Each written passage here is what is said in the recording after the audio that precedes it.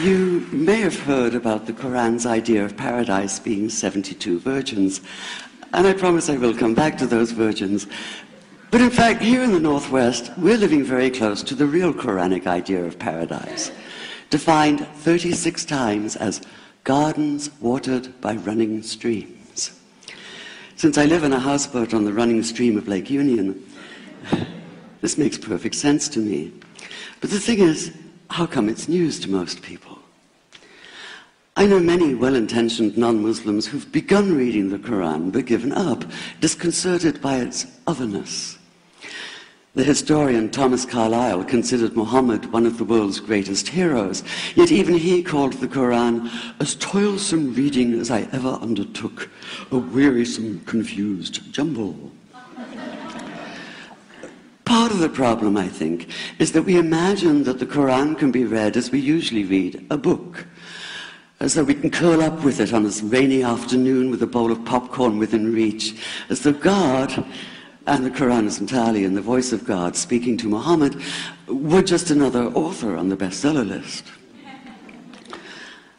Yet the fact that so few people do actually read the Quran is precisely why it's so easy to quote. That is, to misquote. Phrases and snippets taken out of context in what I call the highlighter version, which is the one favored by both Muslim fundamentalists and anti-Muslim Islamophobes. So this past spring, as I was gearing up to begin writing a biography of Muhammad, I realized I needed to read the Quran properly as I could, that is. My Arabic's reduced by now to wielding a dictionary, so I took 4 well-known translations and decided to read them side by side, verse by verse, along with a transliteration and the original 7th century Arabic. Now, I did have an advantage. My last book was about the story behind the Shia-Sunni split, and for that I'd worked closely with the earliest Islamic histories, so I knew the events to which the Quran constantly refers, its frame of reference. I knew enough, that is, to know that I'd be a tourist in the Quran, an informed one, an experienced one even, but still an outsider, an agnostic Jew reading someone else's holy book. So I read slowly. I'd set aside 3 weeks for this project, and that, I think, is what is meant by hubris, because it turned out to be 3 months. I did resist the temptation to skip to the back where the shorter and more clearly mystical chapters are, but every time I thought I was beginning to get a handle on the Quran, that feeling of, I get it now, it'd slip away overnight, and I'd come back in the morning wondering if I wasn't lost in a strange land. And yet the terrain was very familiar. The Quran declares that it comes to renew the message of the Torah and the Gospels, so 1/3 of it reprises the stories of biblical figures like Abraham, Moses, Joseph, Mary, Jesus. God himself was utterly familiar from his earlier manifestation as Yahweh, jealously insisting on no other gods. The presence of camels, mountains, desert wells and springs took me back to the year I spent wandering the Sinai desert. And then there was the language, the rhythmic cadence of it, reminding me of evenings spent listening to Bedouin elders recite hours-long narrative poems entirely from memory. And I began to grasp why it said that the Quran is really the Quran, only in Arabic. Take the Fatiha, the 7-verse opening chapter that is the Lord's Prayer and the Shema Israel of Islam combined. It's just 29 words in Arabic, but anywhere from 65 to 72 in translation. And yet the more you add, the more seems to go missing. The Arabic has an incantatory, almost hypnotic quality that begs to be heard rather than read, felt more than analyzed. It wants to be chanted out loud, to sound its music in the ear and on the tongue. So the Quran in English is a kind of shadow of itself, or as Arthur Arbery called his version, an interpretation. But all is not lost in translation. As the Quran promises, patience is rewarded, and there are many surprises.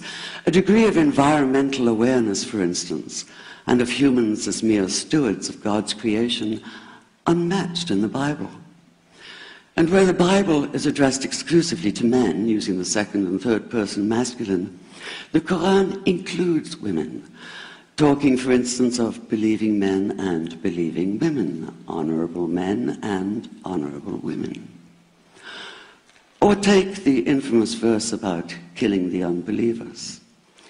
Yes, it does say that, but in a very specific context. The anticipated conquest of the sanctuary city of Mecca, where fighting was usually forbidden. And the permission comes hedged about with qualifiers. Not you must kill unbelievers in Mecca, but you can, you are allowed to, but only after a grace period is over. And only if there's no other pact in place. And only if they try to stop you getting to the Kaaba. And only if they attack you first. And even then, God is merciful, forgiveness is supreme, and so, essentially, better if you don't. This was perhaps the biggest surprise. How flexible the Quran is, at least in minds that are not fundamentally inflexible. Some of these verses are definite in meaning, it says, and others are ambiguous. The perverse at heart will seek out the ambiguities, trying to create discord by pinning down meanings of their own. Only God knows the true meaning. The phrase, God is subtle, appears again and again.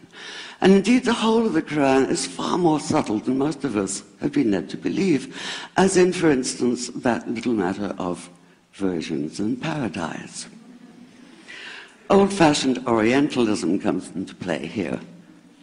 The word used 4 times is huris, rendered as dark-eyed maidens with swelling breasts, or as fair, high-bosomed virgins. Yet all there is in the original Arabic is that one word, huris. Not a swelling breast or high bosom in sight. Now, this may be a way of saying pure beings, like in angels, or it may be like the Greek kos, or kore, an eternal youth. But the truth is, nobody really knows, and that's the point. Because the Quran is quite clear when it says that you will be a new creation in paradise, and that you will be recreated in a form unknown to you, which seems to me a far more appealing prospect than a virgin.